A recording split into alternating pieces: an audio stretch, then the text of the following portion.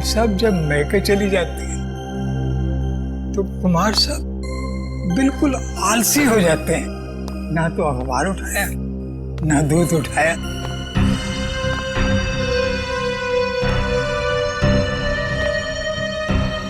ये ली।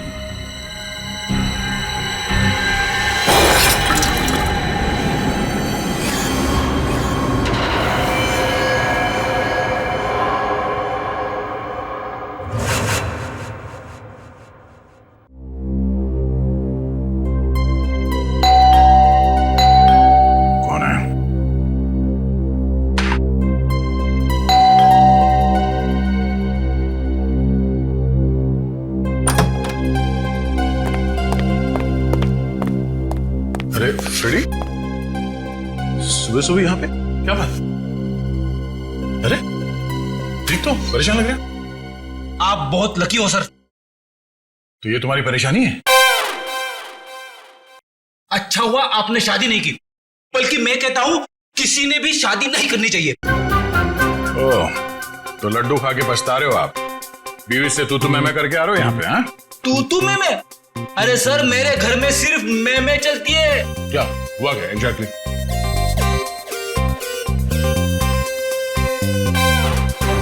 कैसी दिखती है मेरी बॉडी?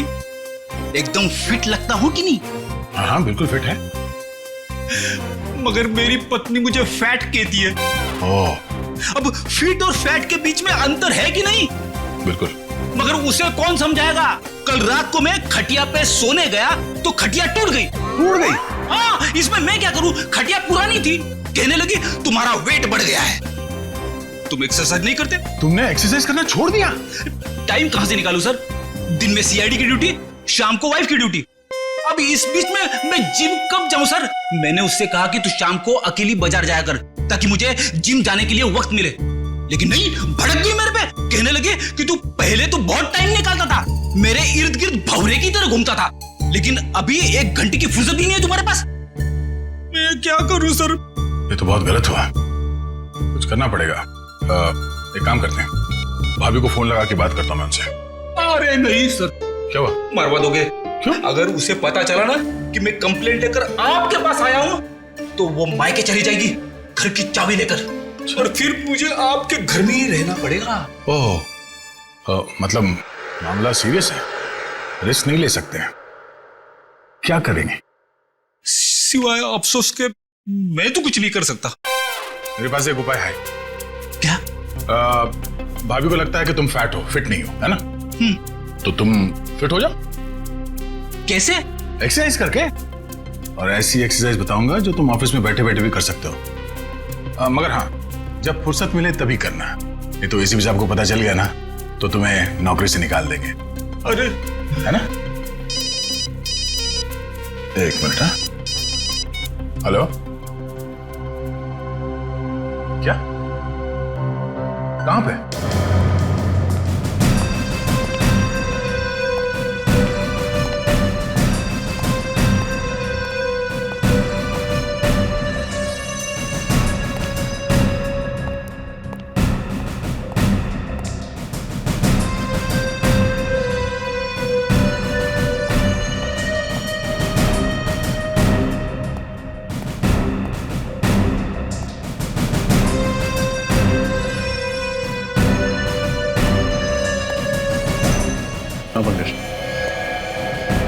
इस बेचारे के बारे में सोच रहा हूँ सर। जिस कैंची से इसने अपने बाल कटाए उसी से अपने प्राण गंवाए। सर, मुझे तो बाल कटाने में डर लग रहा है। सर, एक और एक बात है, यहाँ पे इसके गले पे पाउडर जैसा कुछ लगा हुआ है।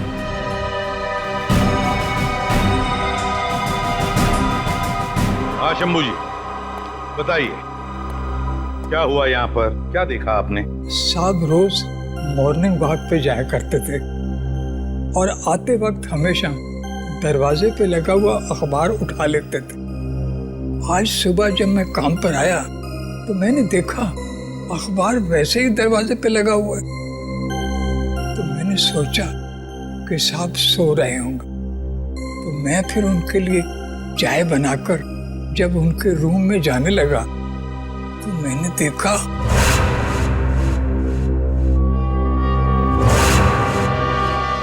अजीब बात है ना, जिस कैंची से कुमार जी के बाल कटवाए वही कैंची नाई ने उनके छाती में भोंक दी। ऐसा क्या हुआ होगा दोनों के बीच में जो नाई ने कुमार जी को ऐसा मार डाला? सर लगता है नाई ने बस आवेश में आकर इनका खून कर डाला, नहीं तो इतने सारे सबूत पीछे क्यों छूट जाता। हाँ, पर रजत क्यों क्यों?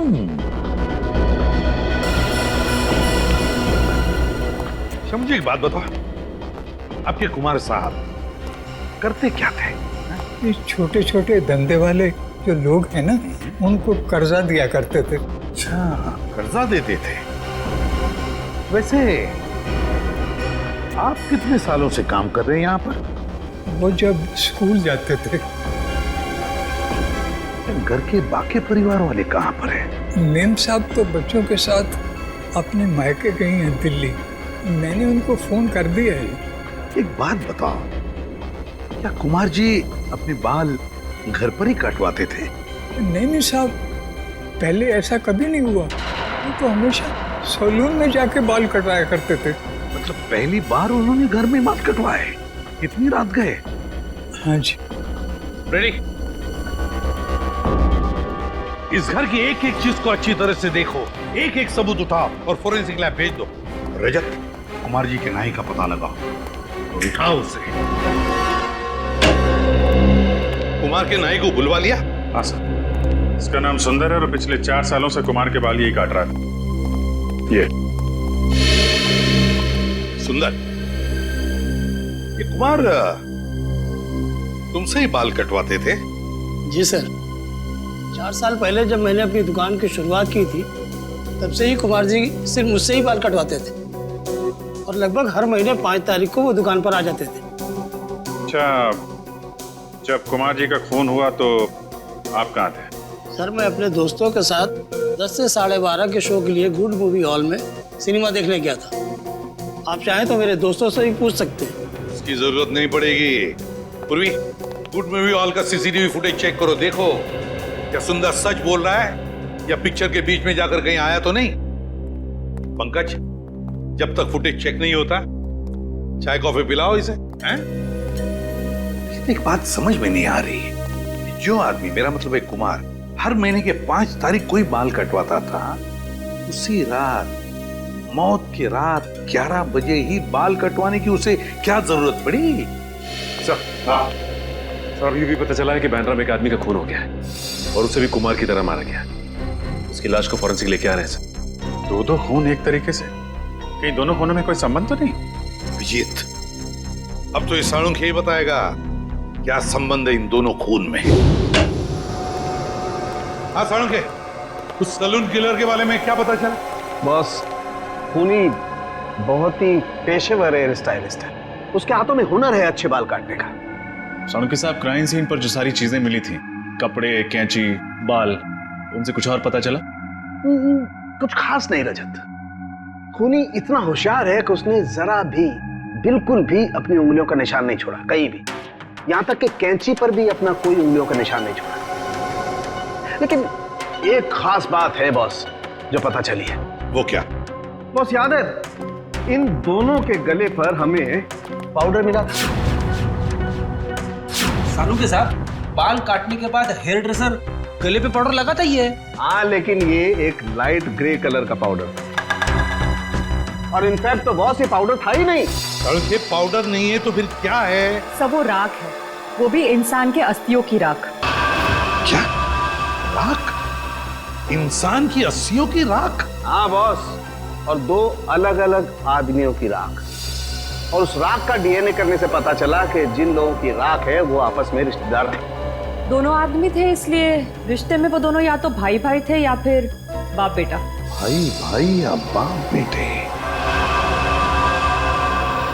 मतलब ये खूनी जिस कैंची से बाल काटता है उसी कैंची से खून करता है उन लोगों का और फिर उनके गले पर इंसान की अस्थि की राख लगाता है। बड़ी अजीब बात है ये।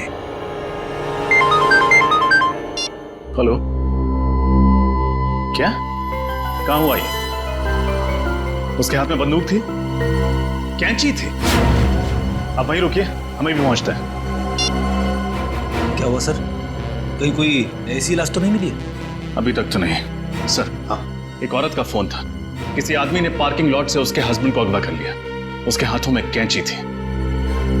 अगवा करने वाले के हाथ में कैंची थी?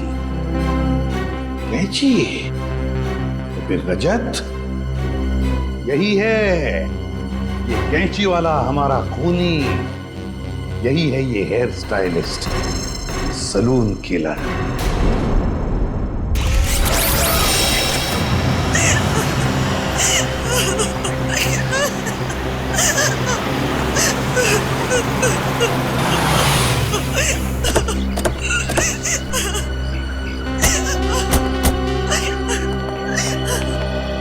आपने सीआईडी ब्यूरो में फोन किया था मैडम? हाँ सर, मैंने ही फोन किया था। सर, वो लोग मेरे पति को ले गए सर। मेरे पति को बचा लीजिए सर, बचा लीजिए मेरे पति को। एक मिनट मैडम, शांत हो जाइए। आप ठीक से बताइए हुआ क्या? कौन ले गया आपके पति को? मुझे नहीं पता सर, मैंने उसे पहली बार देखा था। उसने अपने मुंह पर रुमाल बांध रखा था। मेरे पति जैसे ही गाड़ी से निकले, पता नहीं कहां से वो सामने आ गया और मेरे पति के मुंह पर रुमाल रखकर उन्हें बेहोश कर दिया। मैंने उन्हें बचाने की कोशिश भी की सर, लेकिन उस आदमी के हाथ में कैंची थी। ये देखिए सर, उसने मुझ पर भी वार किया, सो मैं डर गई और उसने मेरे बेहोश पति को गाड़ी में बिठाकर पता नहीं कहाँ ले गया। सर, मेरे पति को बचा लीजिए सर, बचा लीजिए सर मेरे पति को। एक मिनट।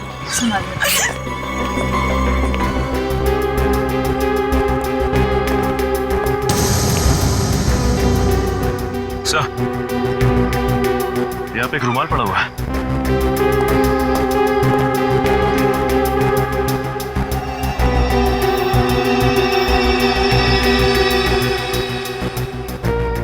मैम, क्या ये कपड़ा इस्तेमाल किया गया था आपको पति को बेहोश करने के लिए? हाँ सर, ये वही कपड़ा है। सर, क्लोरोफॉर्म का इस्तेमाल किया। लगता है सैलून किलर बड़ी तैयारी के साथ आया था यहाँ पे। Salon killer? ये सैलून किलर कौन है? इसका मतलब वो मेरे पति को भी मार डालेगा। देखिए प्लीज, आप चिंता मत कीजिए। उससे पहले कि वो आपके पति तक पहुंचे, हम उसे ढूंढ निकालेंगे। देखिए मैडम, आप ये बताइए कि जब वो लोग आपके पति को गाड़ी में डालकर ले गए तो आपने उस गाड़ी का नंबर देखा? कुछ याद है आपको?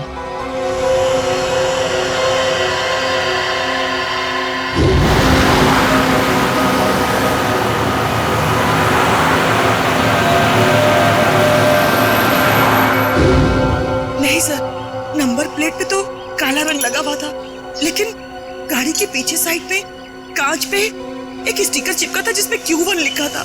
Q1? क्या उस स्टिकर पे कोई म्यूजिकल साइन भी बना हुआ था? हाँ हाँ हाँ। श्रेया, तुम इस Q1 के बारे में कुछ जानती हो? हाँ सर, Q1 एक दुकान है जहाँ गाड़ियों के म्यूजिक सिस्टम्स बेचे जाते हैं।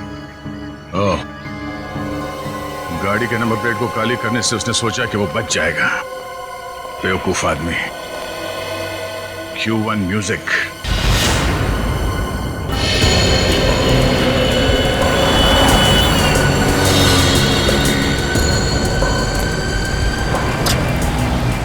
ठीक है, बोलिए सर, मैं आपको किस तरह का म्यूजिक सिस्टम दिखाऊं? हमारे पास में वैसे हर बड़ी कंपनी का है, जो आप चाहें मैं आपको दिखा सकता हूँ। वो सब छोड़िए सर, ये बताइए पहले, ये गाड़ी कौन सी है आपकी? सीआईडी की गाड़ी है। सॉरी सर, पहले बताना था आपको। अरे यार, तो फिर फटाफट देख के बताओ अपने रिकॉर्ड में कि लेस्कॉट गाड़ी में आपने कुछ लगाया म्यूजिक सिस्टम वगैरह? जी सर। जी हाँ सर, इस तरह की 4 गाड़ियों में मैंने ऑडियो सिस्टम फिट किया है। सिस्टम का जवाब नहीं सर, मार्वलस। इसकी जितनी भी तारीफ कर रहे हैं सर, बहुत ही कम है। इसका नंबर देंगे आप? नंबर निकालिए। निखिल, पता करो ये गाड़ियाँ किसके नाम पे रजिस्टर्ड हैं और इनके पते क्या हैं। उन्हीं इन्हीं में से कोई है। सर, सब जगह देख लिया, बस ये आखिरी जगह बची हुई। हाँ निखिल, पिछले 3 जगहों पे तो कोई सुराग नहीं मिले। देखिए यहाँ कौन मिलता है। अरे ताला लगा हुआ है।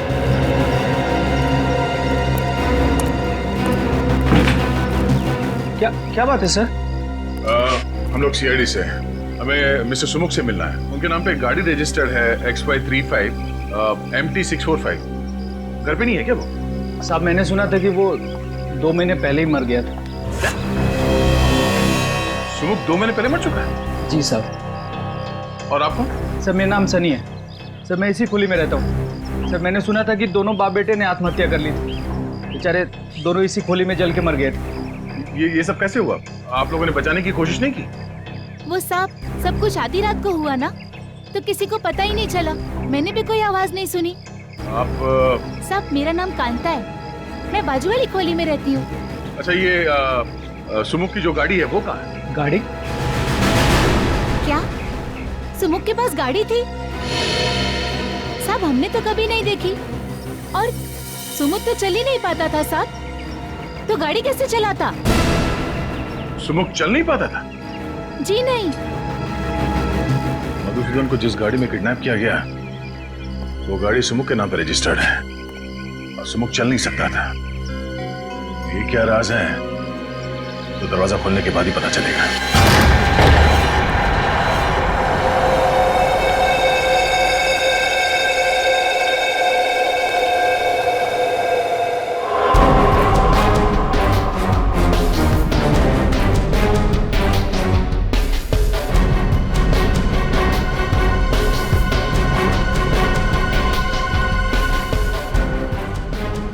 जलकर आत्महत्या कर लेते हैं। जब तक दोनों जलकर पूरी तरह से राख नहीं हो जाते हैं, यहाँ पड़ोसियों को कुछ पता तक नहीं चलता। बड़ी अजीब बात है। मतलब सर आपको शक है कि सुमुख और उसके पिता ने आत्महत्या नहीं की, उन दोनों को किसी ने जला के मारा और अब कोई उनकी मौत का बदला ले रहा है? हाँ, और वो आदमी सुमुख का कोई करीबी दोस्त हो सकता है, या फिर उसके पिता का कोई करीबी रिश्तेदार। लेकिन एक बात है। वो कैसे? डॉक्टर सालुंके ने हमें बताया था कि मिस्टर कुमार के गले पे जो राख मिली थी वो 2 अलग अलग लोगों के थे और दोनों रिश्तेदार थे। तो हो सकता है कि दोनों बाप बेटे हो। सर इसका मतलब वो राख सुमुख और उसके पिता की है? हाँ, मुझे शक तो है, पर कंफर्म करना बहुत जरूरी है। एक काम करो, डीएनए टेस्ट के लिए उनके बाल उठा लो यहाँ से, और बाथरूम से टूथब्रश, और घर की अच्छी तरह से तलाशी लो, देखो कुछ मिलता है।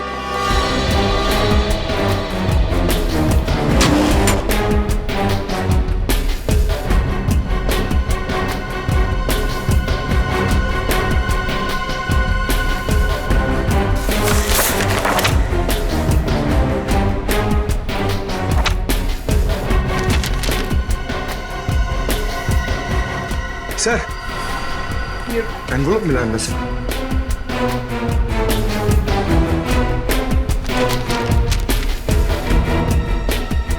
ये तो लोन एप्लीकेशन है, golden finance loan application form. Golden finance तो प्राइवेट फाइनेंस कंपनी है, कोई बैंक नहीं है। और ये फाइनेंस कंपनी का लोन एक्नॉलेजमेंट लेटर 2 महीने पहले का है,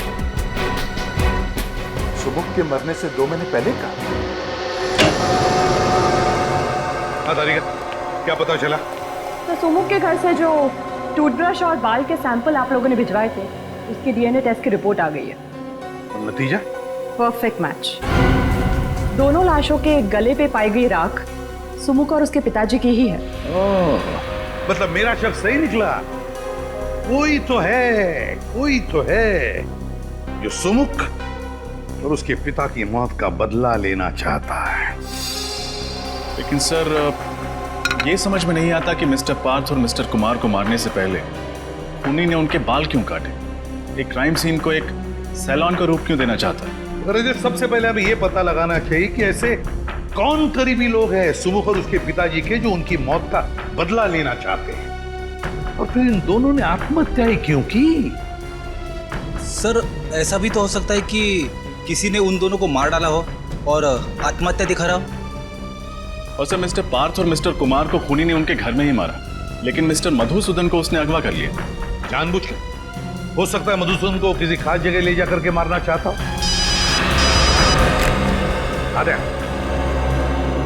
अच्छा, गोल्डन फाइनेंस कंपनी। ओके, ठीक है।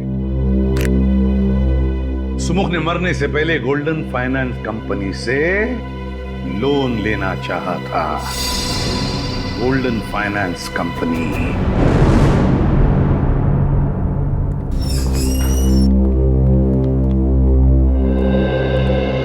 Hello sir, welcome to golden finance. कहिए मैं आपकी क्या मदद कर सकती हूँ? देखिए, हम लोग सीआईडी से हैं और आपकी कंपनी के मालिक रघुवीर से मिलना चाहते हैं। सर, सीआईडी से? क्या बात है सर? हमें उनसे कुछ पूछताछ करनी। कहाँ है वो? सर, रघुवीर सर तो नहीं है और आज वो ऑफिस में भी नहीं आने वाले। क्यों? क्यों नहीं आने वाले? सर, उनके पार्टनर मिस्टर पार्थ की हत्या हुई थी तो आज उनकी शोक सभा है, तो सर वहीं पे गए हैं। पार्थ? ये वही पार्थ तो नहीं जिनका बांद्रा में खून हो गया? जी सर, वही। अच्छा, क्या पार्थ और रघुवीर कंपनी में पार्टनर्स थे? काफी समय से वो दोनों साथ में काम कर रहे थे और ज्यादातर फैसले मिस्टर पार्थ ही लिया करते थे। Thank you very much. Okay sir. पता लगाना पड़ेगा ये सुमुख पार्थ को जानता कैसे था और फिर उसने पार्थ को मारा क्यों। मैं बिल्कुल अकेली रह गई। आपके बिना मेरे जीवन में कोई मतलब नहीं। मैं कैसे जीऊंगी? एक्सक्यूज मी, रघुवीर। मिस्टर रघुवीर, प्लीज। ठीक है, नहीं रघुवीर। माफ करना, इस समय आपको डिस्टर्ब कर रहे हैं हम लोग सीआईडी से हैं। मिस्टर पार्थ आपके बिजनेस पार्टनर थे? जी हाँ सर, 20 साल पहले मैंने एक कंपनी शुरू की थी जो पिछले 10 साल से घाटे में जा रही थी। पार्थ अगर उसे ज्वाइन नहीं करता तो कंपनी डूब जाती सर। मैं रोड पे आ जाता। बहुत अच्छा आदमी था सर। अच्छा, आपने कभी किसी मिस्टर कुमार या मधुसूदन का नाम सुना? नहीं सर, मैं इन दोनों लोगों से नहीं मिला, ना ही कभी पार्थ के मुंह से इनका नाम सुना है। लेकिन क्या हुआ सर? मिस्टर कुमार का भी खून ठीक उसी तरह से हुआ है जैसे मिस्टर पार्थ का हुआ है और हमें शक है कि मधुसूदन को भी उसी खूनी ने अगवा किया है। खैर, अब ये बताइए कि आपको किसी पे शक है? नहीं सर, मुझे किसी पे शक नहीं है। पार्थ बहुत ज्यादा प्रोफेशनल था, वो अपने घर और काम से मतलब रखता था। ना तो उसकी कोई बुरी सोबत थी और न ही उसे कोई बुरी आदत थी। मिस्टर पार्थ ने कभी सुमुख नाम के किसी आदमी के बारे में कुछ बताया आपको? सुमुख? हाँ, सुमुख नाम के एक आदमी ने हमारी कंपनी में एक लोन के लिए अर्जी दी थी, 25 लाख रुपए की। लेकिन पार्थ ने उसे रिजेक्ट कर दिया था। ओह, और उन्होंने ऐसा क्यों किया था, कुछ पता है?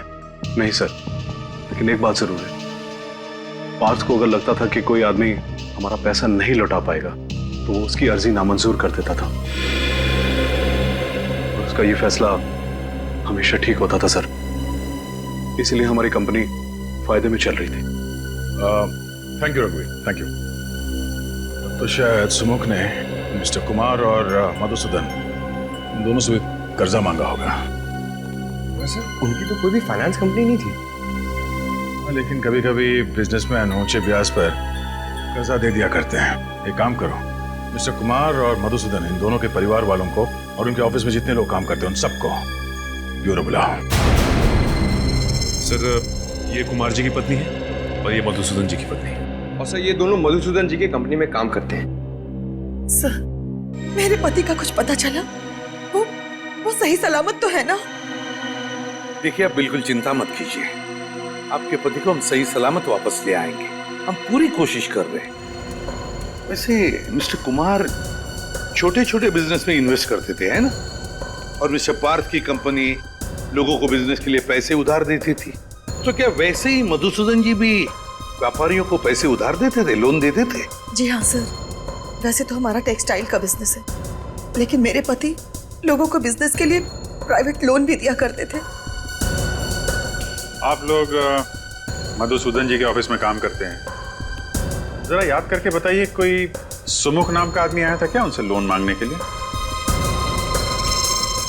हाँ सर, 3 महीने पहले मिस्टर सुमुख की लोन एप्लीकेशन आई थी। लेकिन सर ने उसे लोन देने के लिए मना कर दिया था। ये सुमुख तो मर चुका है और यहाँ तक कि उसके पिता की भी मौत हो चुकी। तो फिर कौन है जो ये सब कर रहा है? कोई ऐसा आदमी जो सुमुख और उसके पिता की मौत का बदला लेना चाहता है, करीबी रिश्तेदार या दोस्त। हाँ अभिजीत, पता लगाना ही पड़ेगा इनके रिश्तेदार और दोस्तों के बारे में, पता लगाना ही पड़ेगा। शोभा जी, तो आप मालकिन इस स्टॉल की? होई साहिब, गरीब और मुसीबत के मारे लोगों की मदद करती हूँ, उनको खोली भाड़े पे देती हूँ। वो Sahib social service. Social service? Social service करते करते यहाँ पे रहने वाले लोगों की पहचान पत्र की कॉपी नहीं लेती आप? राशन कार्ड वगैरह कुछ नहीं मिला हमें यहाँ से, जिससे सुमुख और उसके पिताजी के बारे में कोई जानकारी मिल सके? अरे साहिब, सब गरीब लोगों के पास किधर होता है पहचान पत्र? आपके पास उनका कोई फोटोग्राफ है? नहीं साहिब, सुमुख और उसके पिताजी 4 महीने पहले आए थे। साहिब, उसका लड़का विकलांग था, ठीक से चल भी नहीं पाता था। मैंने तो उसको खोली देके उसकी मदद की। साहिब, वो बाप बेटा दोनों जलकर मर गए। अरे उसके बाद पुलिस का कितना लफड़ा झेला मैंने। अच्छा, आप लोग यहीं पे रहते हैं? किसी को तो इस खोली में आते जाते देखा होगा?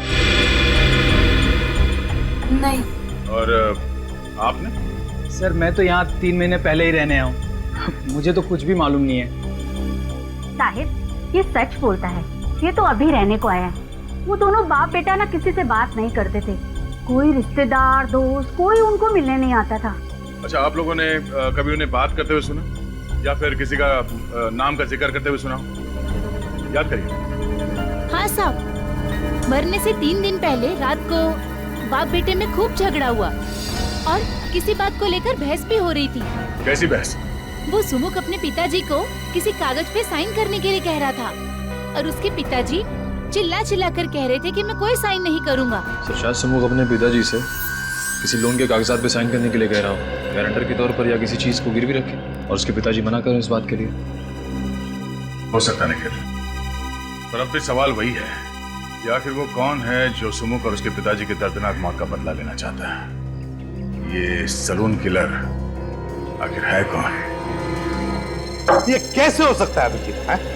4 महीने से सुमुख अपने पिताजी के साथ उस चाल में रह रहा है और फिर भी किसी भी पड़ोसियों को उनके बारे में कुछ पता तक नहीं। सर पड़ोसी बता रहे थे दोनों बाप बेटे में बनती नहीं है, बहस होती रहती है, इसलिए सुमुख के पिताजी ज्यादातर घर के बाहर रहते हैं और ये सुमुख अपाहिज होने के कारण घर के अंदर। बाप बेटे किसी से बातचीत भी नहीं करते। सर बाप बेटे के आपसी झगड़े से किसी का क्या लेना था और कोई इन्हें जला के क्यों मारेगा? और फिर खूनी ने मधुसूदन को क्यों किडनैप किया? और अगर किडनैप किया भी है तो छुपा के कहां रखा होगा? हेलो जी हाँ, कहाँ पे?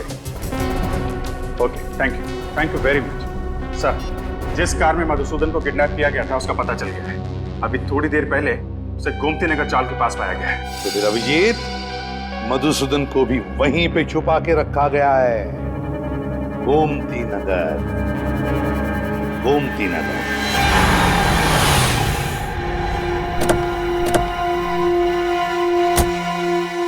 यहां से हमें पैदल ही जाना होगा, लेकिन सावधान रहना, उन्हीं कभी भी कोई भी हरकत कर सकता है। इस बार वो हमारे हाथों से बचना नहीं चाहिए।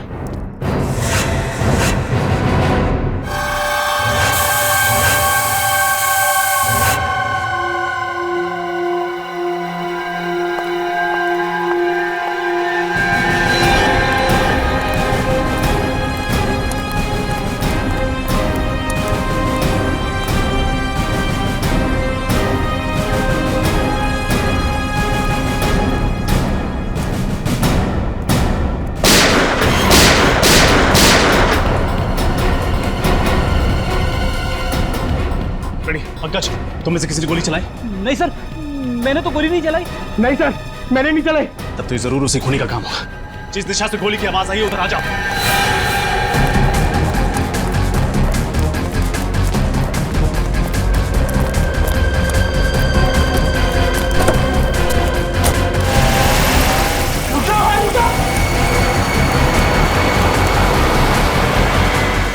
Q1 साहिब,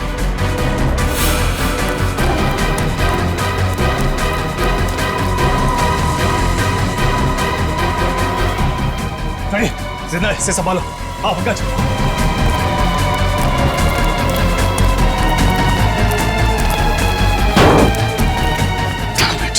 होनी को पता चल गया था कि हम यहाँ पहुंच चुके हैं। वापस चलो।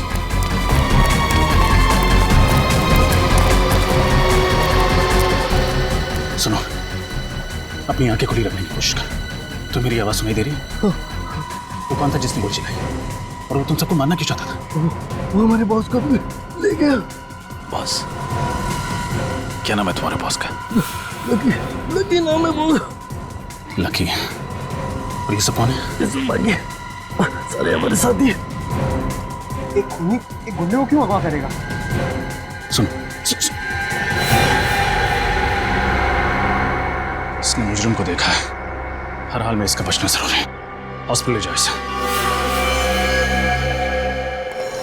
चलो आओ, जल्दी जल्दी।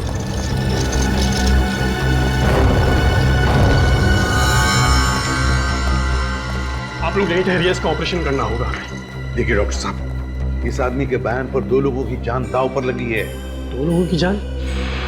मैं कुछ समझा नहीं। डॉक्टर साहब, हमें खूनी को ढूंढ रहे हैं। उसने 2 खून किए और 2 लोगों को पकड़ के रखा है, और उसके बारे में सिर्फ यही बता सकता है अभी। यही देखिए, उसको होश ऑपरेशन के बाद ही आएगा। वो बहुत बह चुका है। मैं आपसे कोई वादा नहीं कर सकता। हाँ, मैं अपनी तरफ से पूरी कोशिश करूंगा। वही तो रास्ता होगा जिससे थोड़ी देर के लिए तो होश में आ सकता है। प्लीज डॉक्टर साहब, ऑपरेशन में वक्त लगेगा और इसे होश में पता नहीं कब आएगा। उन 2 लोगों की जान बचाने के लिए 1-1 मिनट कीमती है। अगर ऐसा है तो एक रास्ता है, हम इसे होश में ला सकते हैं। क्या? अगर ऐसा है तो एक रास्ता है, हम इसे होश में ला सकते हैं। क्या? मैं इसको एड्रेनालाइन का इंजेक्शन देता हूँ। नर्स, जल्दी जाओ। उसको देने के बाद इसको तुरंत होश आ जाएगा, लेकिन उसका असर कुछ देर तक रहेगा।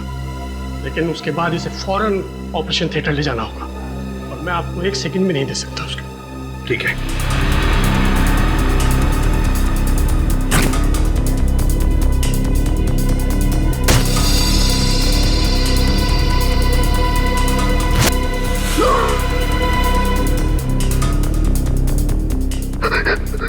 क्या हुआ? मैं कहाँ हूँ? चौल में किसी ने तुम पर गोली चलाई थी। कौन था वो आदमी? सुमुख का भूत लकी भाई को उठा ले गया। सुमुख का भूत? हाँ, लकी भाई ने उसे मार दिया था। अब वापस आ गया। ये बेहोश हो गया है। इसको ऑपरेशन के लिए ले जाना होगा। चलो।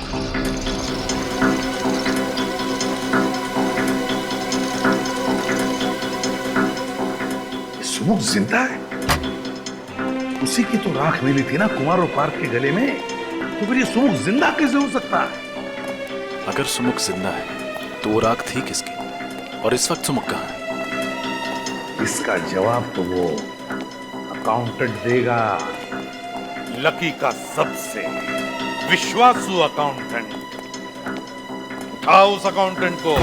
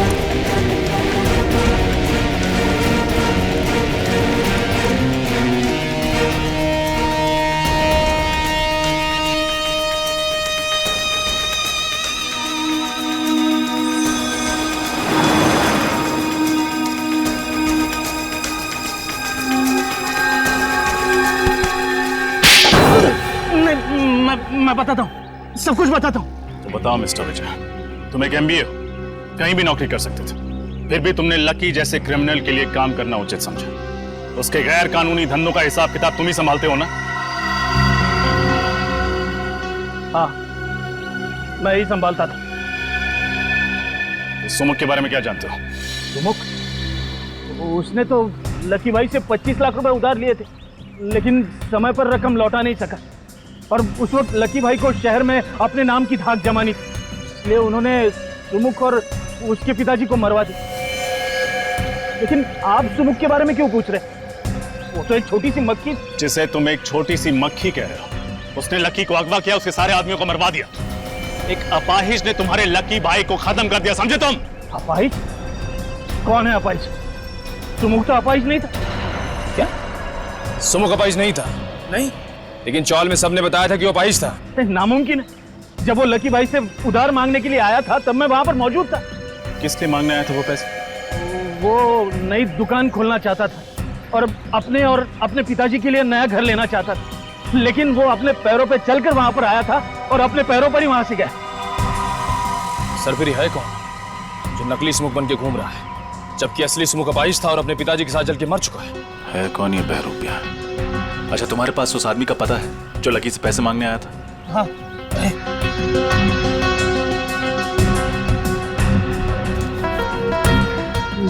मांडवा गली खोली नंबर 4। मांडवा गली खोली नंबर 4? ये तो वही चौल है जहां पे हम लोग जाके आ चुके हैं। ये वही जगह है जहां लकी ने अपने गुंडों को भेजा था सुमुख और उसके पिताजी को जला के मार डालने के लिए। एक मिनट, मेरे पास उस नई जगह का भी पता है। सुमुख ने दुकान बनाने के लिए इस जगह को भाड़े पे लिया था।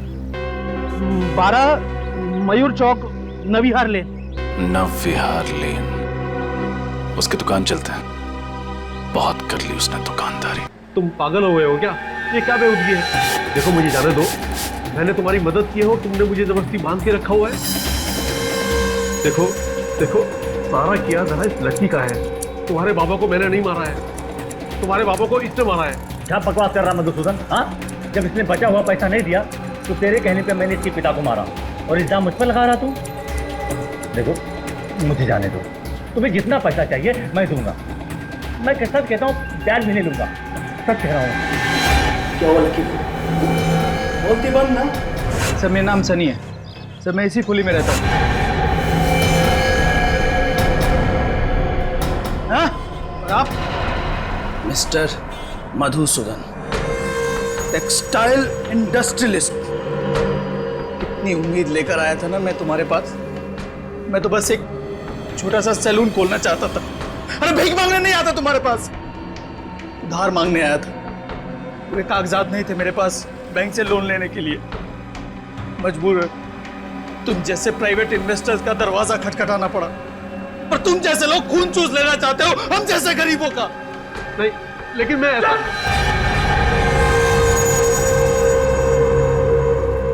लकी भाई, एक किस्त देने में देर कर देने पर कोई किसी के बाबा और उसके निर्दोष बेटे को चलाकर मार सकता है क्या? हाँ?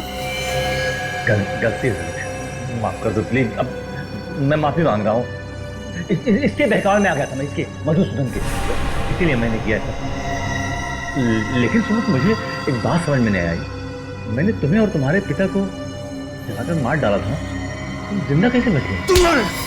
तुम्हारे बेवकूफ गुंडों ने मुझे नहीं मारा, मेरी जगह मेरे निर्दोष अपाहिज भाई को जलाकर मार दिया, समझे? क्या? तुम्हारा छोटा भाई भी था? मेरा छोटा भाई भी था, वो चल नहीं सकता था। आखिर क्या दोष था मेरे भाई मृदुल का? उसको सुमुख समझकर इसके गुंडों ने जलाकर मार दिया। मधुसूदन, तुम यही सोच रहे हो ना कि आखिर अभी तक मैंने तुम्हें समझा क्यों रखा है? क्योंकि तुम मुझे अच्छा आदमी समझते हो और सिर्फ चेतावनी देकर छोड़ना चाहते थे। चुप! तेरी वजह से मैंने अपने पूरे परिवार को खो दिया है। तुझे बहुत बड़ी सजा दूंगा। तेरी आंखों के सामने मैं लकी का खून करूंगा, ताकि तू देख सके कि मरते वक्त कितना दर्द होता है। उसके बाद मैं तुझे मारूंगा ऐसे ही, ताकि तू एक बार नहीं बार बार मर सके। तुम ऐसा नहीं कर सकते लकी, तुम कुछ करो। हाँ मधुसूदन, मैं करता हूँ तुम्हारे अपने लिए कुछ। हाँ देखो प्लीज भेज छोड़ दो प्लीज।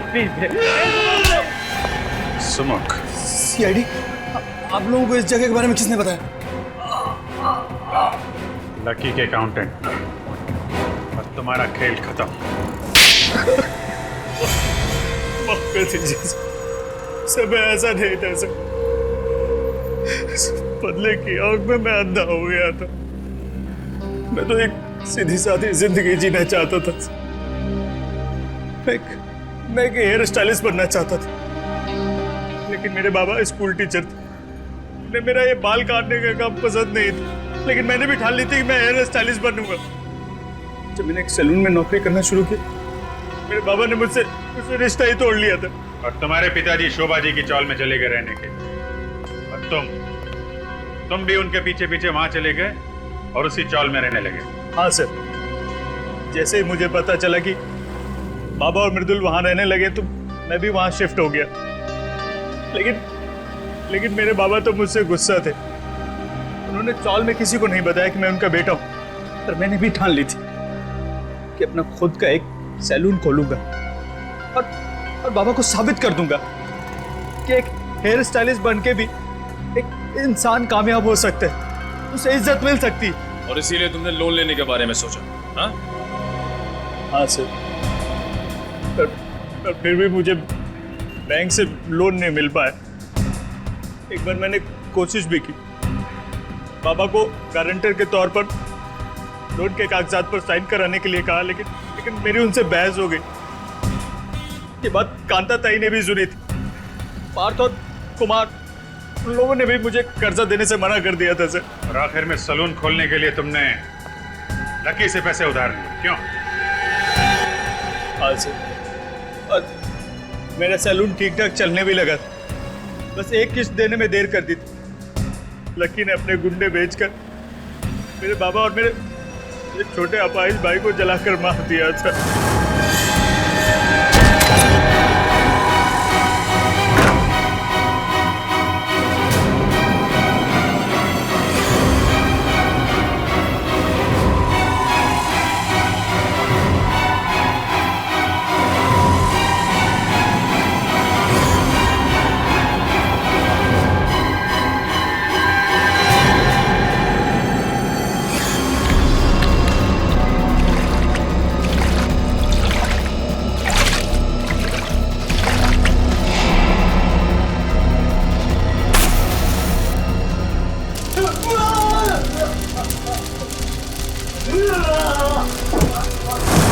और दुनिया के सामने तुमने अपने भाई की जगह खुद को मार डाला। हाँ सर, मुझे मेरे पिताजी और मेरे भाई की मौत का गम बहुत सता रहा था। मुझे चैन से नींद नहीं आ रही थी, इसलिए मैंने पता लेने की ठान ली थी। फिर मैंने उनको एक कमाल का हेयर कट दिया। सबको मैंने एक एक करके मार डाला। जब तक फांसी का फरमान नहीं आ जाता, जेल में बैठ के दूसरे कैदियों को हेयर कट देते रहना। और तुम लोगों को भी सुमुख के पिता और उसके भाई के खून के इल्जाम में फांसी ही होगी।